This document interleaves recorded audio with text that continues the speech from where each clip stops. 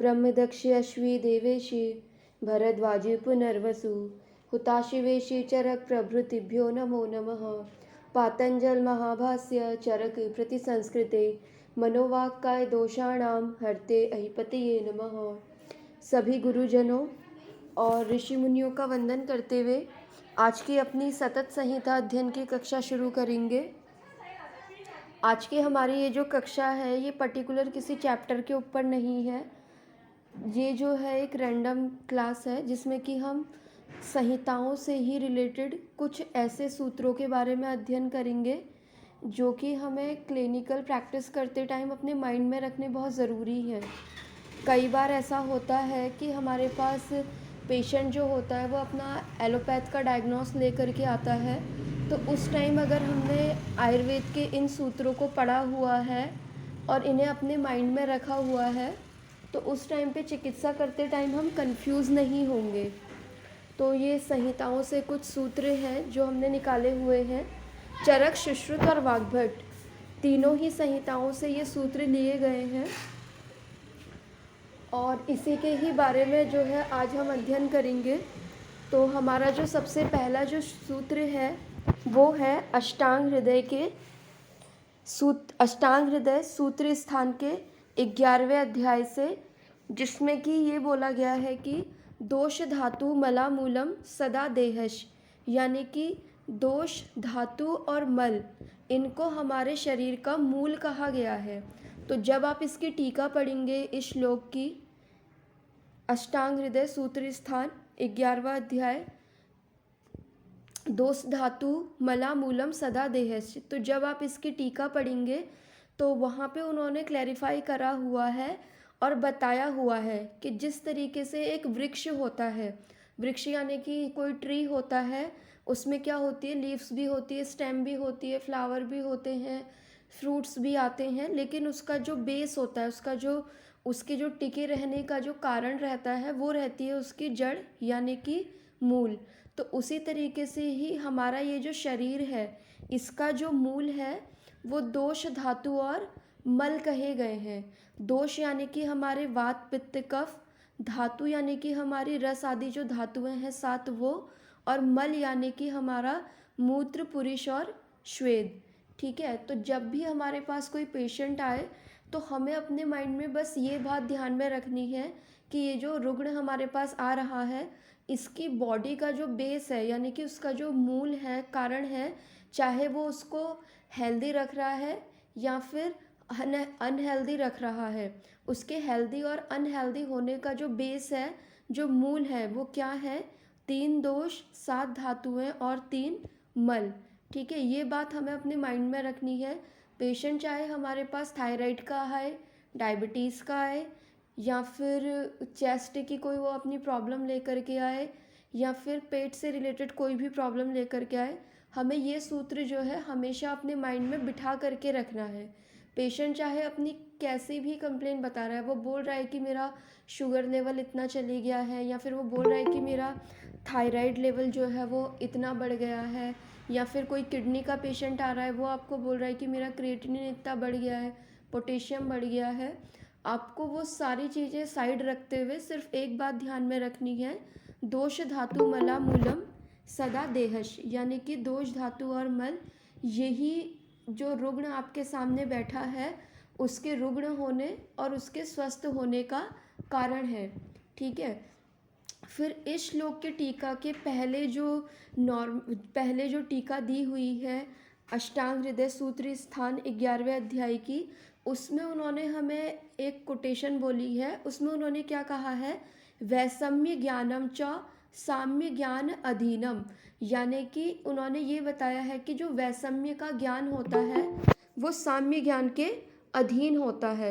इसको सिंपली आप इस तरीके से समझिए, जैसे कि आपने पहले भी बहुत सारे श्लोक्स पढ़े होंगे, first year, second year, third year में हमें बेसिकली पढ़ाया ही जाता है कि रोगस्तु धातु वैषम्यम दोष साम्यम आरोग्यता। ठीक है, तो यहाँ पे ही इसी चीज़ को अष्टांग हृदयकार ने यहाँ पे क्लेरिफाई करा है कि वैषम्य का जो ज्ञान होता है यानी कि दोष वैषम्य जो कि डिजीज़ का कारण है, वो जो रहता है वो किसके ऊपर डिपेंड करता है, साम्य ज्ञान के ऊपर।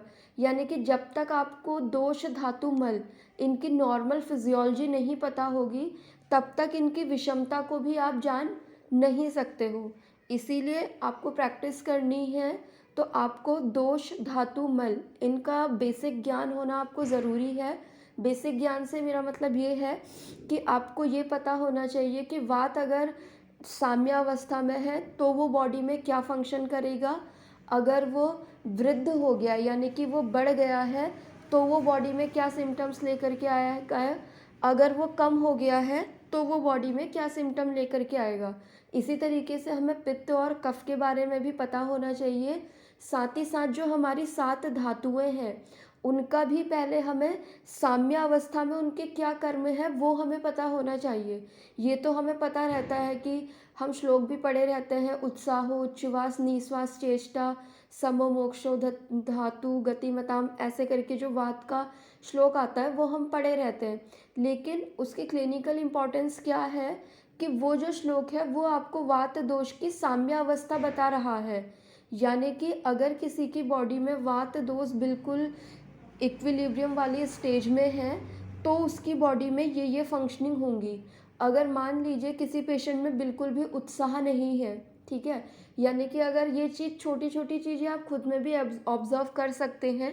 जैसे कई बार क्या होता है कि किसी कार्य को करने का हमारे अंदर उत्साह ही नहीं रहता है, ठीक है, तो ये जो उत्साह लेकर के आता है हमारे अंदर काम करने को लेकर के, किसी भी प्रकार की चेष्टा करने के लिए, वो जो लेकर के आता है वात लेकर के आता है।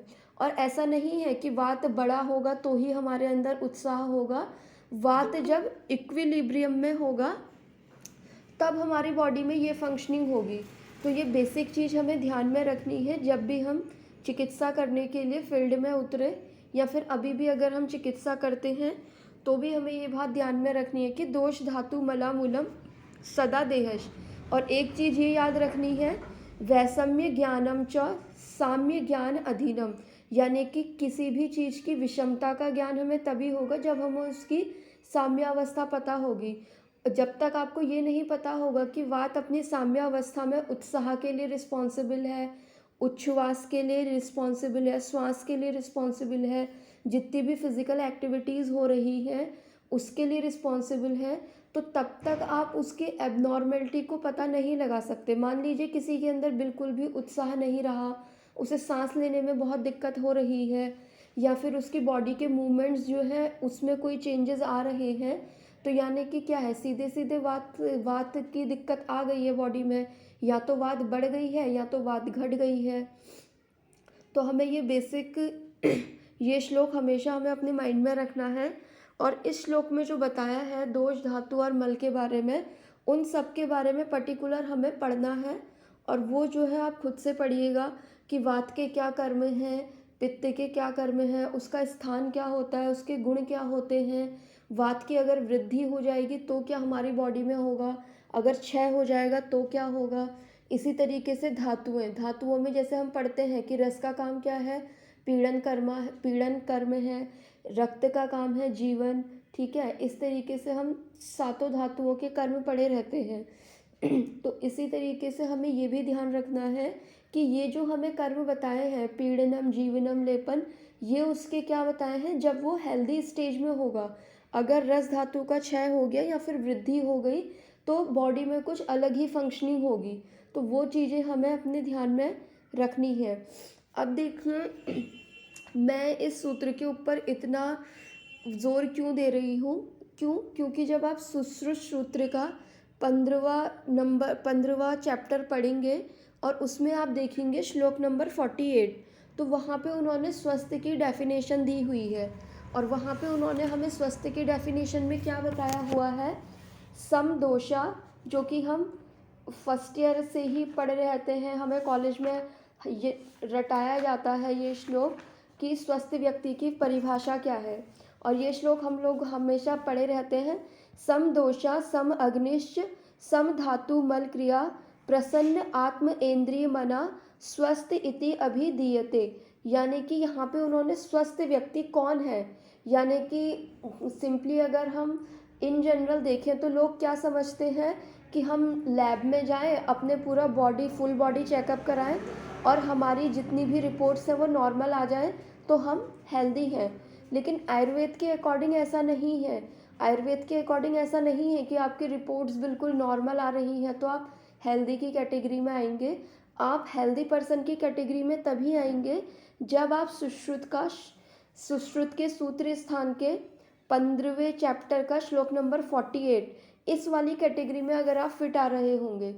तो इसमें उन्होंने क्या कहा है, समदोषा, यानी कि कौन व्यक्ति स्वस्थ है, जिसके दोष जो है वो सम अवस्था में, सम अवस्था यानी कि साम्य अवस्था में, ना तो वो बढ़े हुए हैं ना ही वो घटे हुए हैं। ठीक है। फिर उसके बाद सम अग्नि, अग्नि यानी कि अग्नि के बारे में भी आपने पढ़ा होगा, चरक विमान में बताया गया है कि अग्नि 4 प्रकार की होती है। सम अग्नि है, विषम अग्नि है, तीक्ष्ण अग्नि है, मंद अग्नि है। ठीक है। तो ये जो अग्नि है वो क्या हो, सम हो। फिर उसके बाद तो सम धातु मल क्रिया, यानी कि जो हमारे धातु हैं, मल है, इनकी भी जो क्रिया होनी चाहिए वो क्या होनी चाहिए, सम होनी चाहिए। यानी कि जिसके लिए जो फंक्शन बोला गया है उसको वही फंक्शन करना है। ये नहीं कि वो ज़्यादा फंक्शन कर रहा हो या फिर कम फंक्शन कर रहा हो।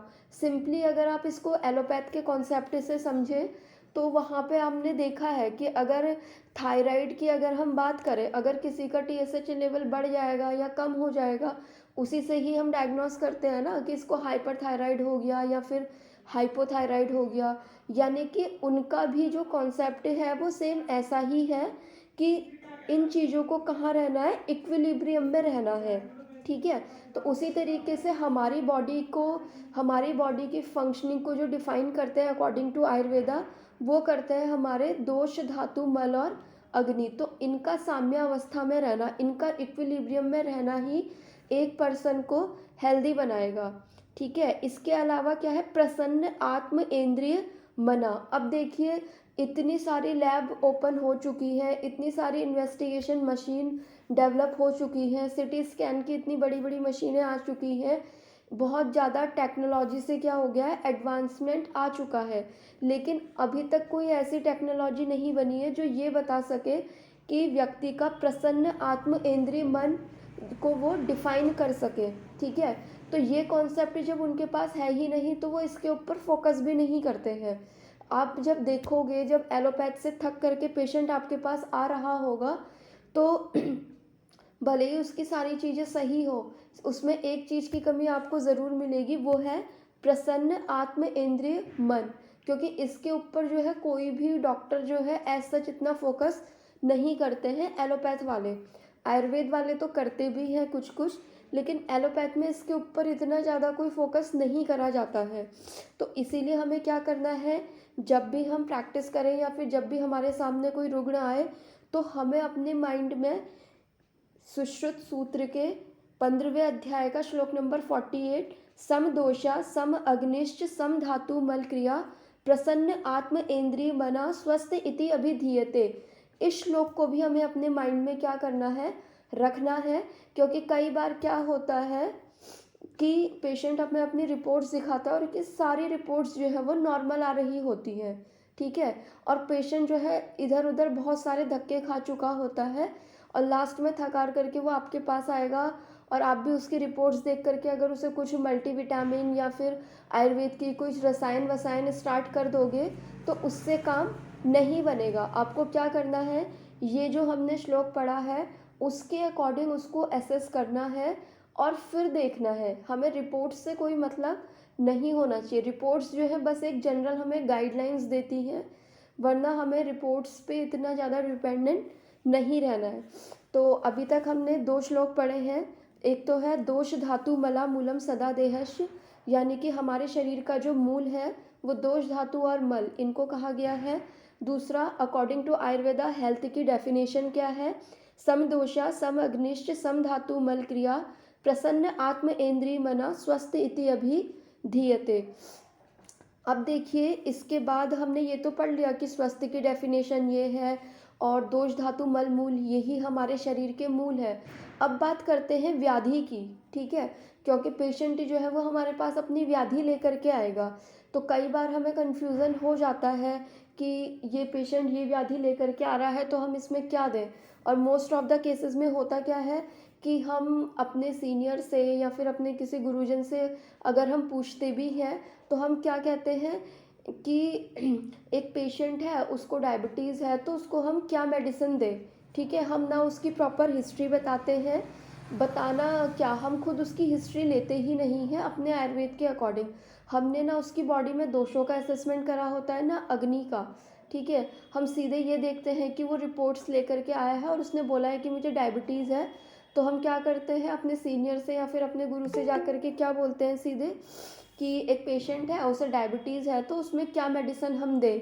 ठीक है, तो हमें ऐसा नहीं करना है। अब जो हम ये श्लोक देखेंगे सुश्रुत सूत्र के 24वें अध्याय का श्लोक नंबर श्लोक नंबर 9, वहाँ पे हमें ये बताया गया है कि जितनी भी व्याधियाँ हैं, ठीक है, चाहे वो रीनल फेलियर हो, चाहे वो थायराइड हो, चाहे वो हार्ट डिजीज़ हो, चाहे वो कैंसर हो, कोई भी व्याधि हो XYZ, चाहे वो कोरोना हो या फिर डे बाय डे जो नई नई व्याधियाँ आएंगी वो हो, या फिर आने वाले टाइम पे आएंगी या पहले आ चुकी हैं, उन सब व्याधियों का जो मूल है वो क्या है, हमारे दोष हैं। तो देखिएगा सुश्रुत सूत्र अध्याय 24 श्लोक नंबर 9 क्या कह रहे हैं, सर्वेशाश्च व्याधीनाम वात पित्त श्लेष्माण एव मूलम। यानी कि इस कोटेशन के थ्रू उन्होंने आपको क्या बोल दिया है कि जितनी भी व्याधियां हैं, ठीक है, चाहे हमने संहिताओं में बताई या हमने संहिताओं में नहीं बताई, जितनी भी व्याधियां हैं उन सब का जो मूल है वो क्या है, वात पित्त और कफ है। ठीक है, तो आप ये सोच लीजिए कि अगर आपने दोषों का कॉन्सेप्ट नहीं समझा है, दोषों के बारे में आपने नहीं पढ़ा है, दोषों के सामान्य कर्म नहीं पढ़े, दोषों के गुण नहीं पढ़े, दोषों की चिकित्सा नहीं पढ़ी, दोषों के स्थान नहीं पढ़े, ये नहीं पढ़ा कि दोषों को कुपित करने वाले क्या क्या हेतु हैं, तो आप चिकित्सा नहीं कर सकते हैं। ठीक है, तुक्केबाजी में थोड़ी बहुत चिकित्सा आप कर लेंगे, लेकिन ये है कि एक जो होता है ना कि पेशेंट्स का आपके ऊपर एक फेथ डेवलप हो कि पेशेंट आपके अलावा कभी किसी दूसरे डॉक्टर को दिखाए ही ना, तो वो वाला फेथ पेशेंट में तब डेवलप होगा जब आप टोटली आयुर्वेद के अकॉर्डिंग ट्रीटमेंट करने चलेंगे। क्योंकि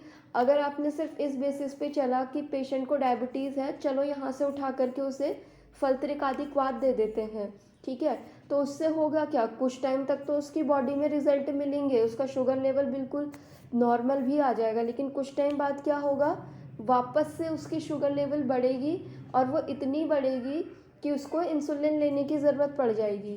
क्यों पड़ेगी, क्योंकि हमने क्या करा था, हमने एलोपैथ डायग्नोस देखा और उस पर अपना ट्रीटमेंट आयुर्वेद का कर दिया। बल्कि हमारा जो मेन मोटो होना चाहिए वो ये होना चाहिए, आयुर्वेद के अकॉर्डिंग उसका निदान और आयुर्वेद के अकॉर्डिंग ही उसकी चिकित्सा। ठीक है, कई बार जो होता है ऐसे ट्रीटमेंट करना मुश्किल भी होता है, लेकिन ये है कि अगर आपकी काउंसलिंग अच्छी है पेशेंट को लेकर के, तो पेशेंट जो है वो समझेगा आपकी बात को और फॉलो भी करेगा।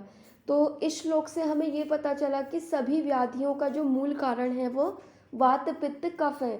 ठीक है, तो अगर आपको वात के सामान्य कर्म नहीं पता होंगे, ये नहीं पता होगा कि वात की वृद्धि होने पर क्या सिम्टम आते हैं, क्षय होने पर क्या सिम्टम आते हैं, ठीक है, पित्त के कुपित होने पर क्या लक्षण होते हैं बॉडी पे, कफ के कुपित होने पर क्या लक्षण होते हैं, तो आप क्या करेंगे, पेशेंट आपके सामने आकर के चले भी जाएगा और आप उसका असेसमेंट ही नहीं कर पाओगे। ठीक है, तो इसीलिए क्या है कि दोषों पे आपकी पकड़ होना बहुत ज़्यादा ज़रूरी है एक अच्छा वैद्य बनने के लिए। भले ही आप सोशल मीडिया पे अपना जो आपको प्रचार करना है वो आप इस तरीके से करें कि हमने डायबिटीज़ रिवर्स करी या फिर हमने किडनी के पेशेंट्स को ठीक करा, लेकिन पेशेंट जब आपके सामने आए तब आपको उसे दोषों के अकॉर्डिंग ही देखना है और उसका असेसमेंट करके फिर दोषों के अकॉर्डिंग ही चिकित्सा करनी है। ऐसा हमें इसलिए करना है क्योंकि हमारे शास्त्र ने बोला है कि सभी व्याधियों का जो कारण है वो हमारे दोष हैं। क्या कह रहे हैं, तत्लिंगत्वात् दृष्ट फलत्वाच आगमाच, क्या कह रहे हैं, ये जो हम बात बोल रहे हैं कि सभी व्याधियों का कारण वात पित्त कफ है, वो हम हवा में नहीं फेंक रहे हैं, ठीक है। क्या कह रहे हैं, हमने ये अपनी आँखों से देखा है, दृष्ट फलत्वात् आगमाच, ठीक है।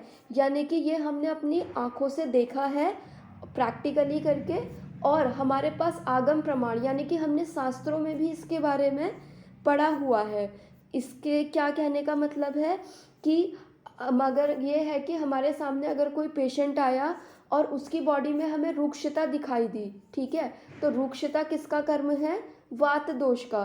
तो हमने क्या करा, उसके लक्षण देखते हुए कि उसके शरीर में रुक्षता है, और रुक्ष किसका गुण है, वात दोष का, तो हमने ये देख करके कि इसके वात दोष का इम्बैलेंस हो रहा है, हमने क्या करा, उसको वात शामक चिकित्सा दी।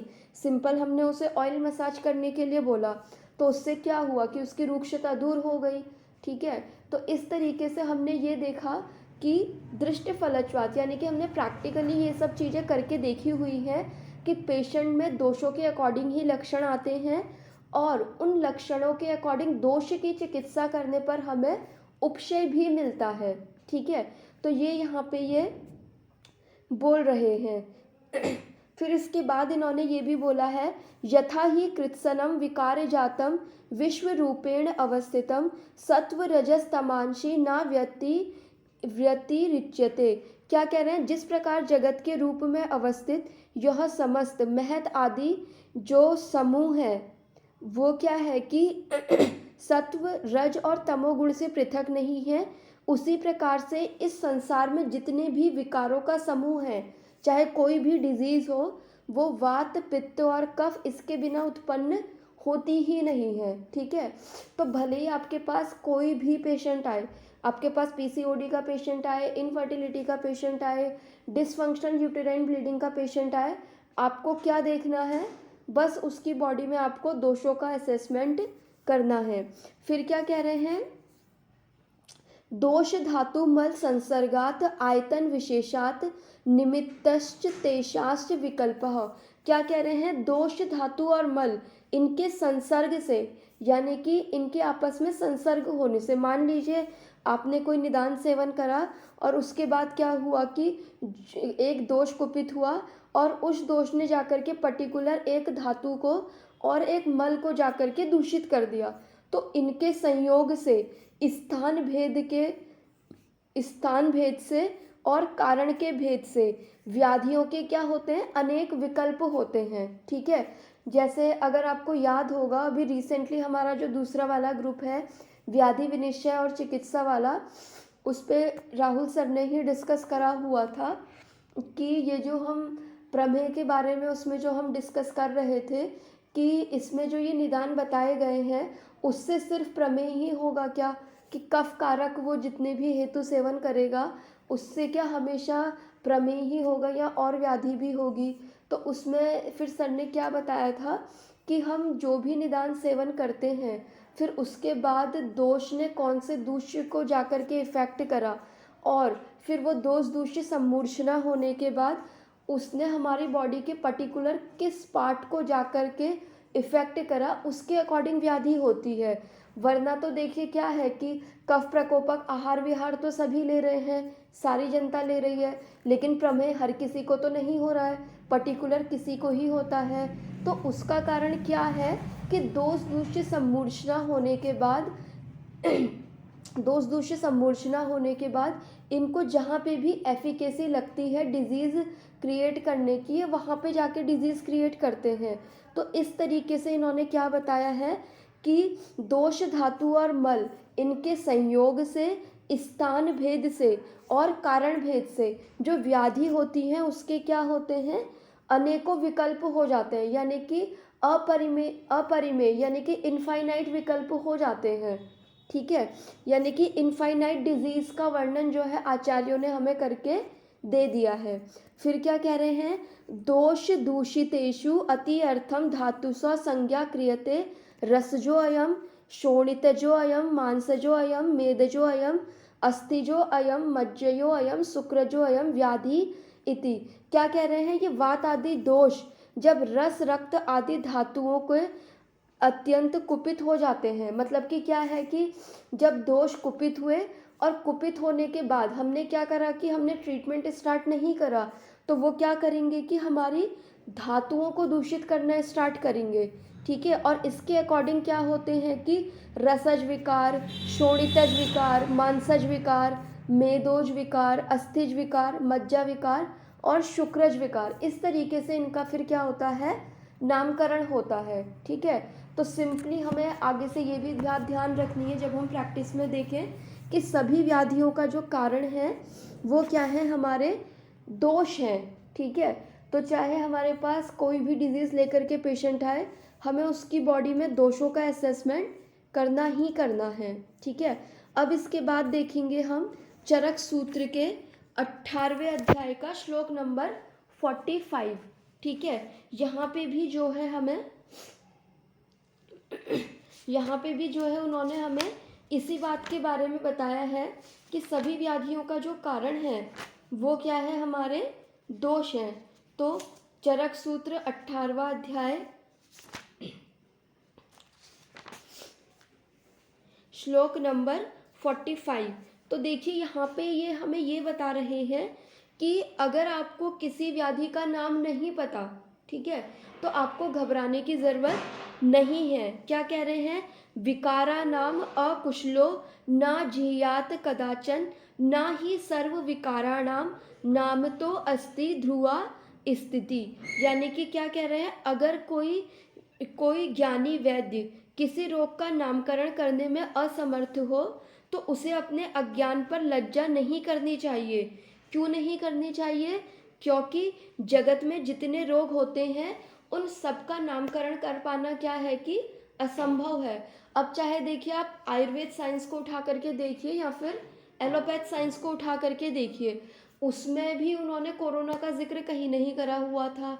ठीक है, कोरोना नाम से नहीं करा हुआ था मतलब। ठीक है, इसी तरीके से आयुर्वेद में भी ना पीसीओडी के नाम से कोई डिजीज़ आती है, ना थायराइड के नाम से आती है, ना डायबिटीज़ के नाम से आती है, लेकिन फिर भी आयुर्वेदिक चिकित्सक जो होते हैं वो इन सब व्याधियों का ट्रीटमेंट करते हैं। रीनल फेलियर के नाम से हमारी संहिताओं में कोई व्याधि नहीं आई, फिर भी हम उसका ट्रीटमेंट कर रहे हैं। क्यों कर रहे हैं, क्यों, क्योंकि आचार्यों ने क्या कहा है कि सभी व्याधियों का नाम हम नहीं दे सकते हैं। ठीक है, इसीलिए हमें क्या करना चाहिए, अगर हमारे पास कोई रुग्ण आया और हम उसकी व्याधि का कोई नाम नहीं बता पा रहे हैं तो उसमें हमें एम्बेरस होने की ज़रूरत नहीं है, क्योंकि इस संसार में इतने रोग होते हैं कि उन सब का नामकरण करना संभव नहीं है। ठीक है, क्या कह रहे हैं, स एव कुपितः दोषः सम उत्थान विशेषता, यानी कि कह रहे हैं कि लेकिन ये जो दोष, ये जो रोग हैं, ये किस स्थान से उत्पन्न हुए हैं उसके अकॉर्डिंग हम क्या कर सकते हैं, विकार के बारे में जान करके और फिर उसकी चिकित्सा हम कर सकते हैं।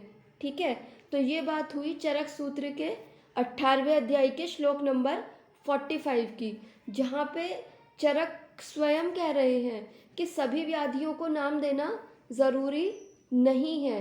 ठीक है, फिर इसके बाद हम देखेंगे चरक सूत्र 19वें अध्याय का श्लोक नंबर 5। ठीक है, वहाँ पे भी जो है हमें अगेन जो है हमें उन्होंने यही बताया है कि दोषों की इम्पोर्टेंस ही बताई है इन्होंने हमें इन सब श्लोक्स में। तो देखिए क्या कह रहे हैं, सर्व एव निजा विकारा न अन्यत्र वात पित्त कफ में कफेभ्यो निवर्तते।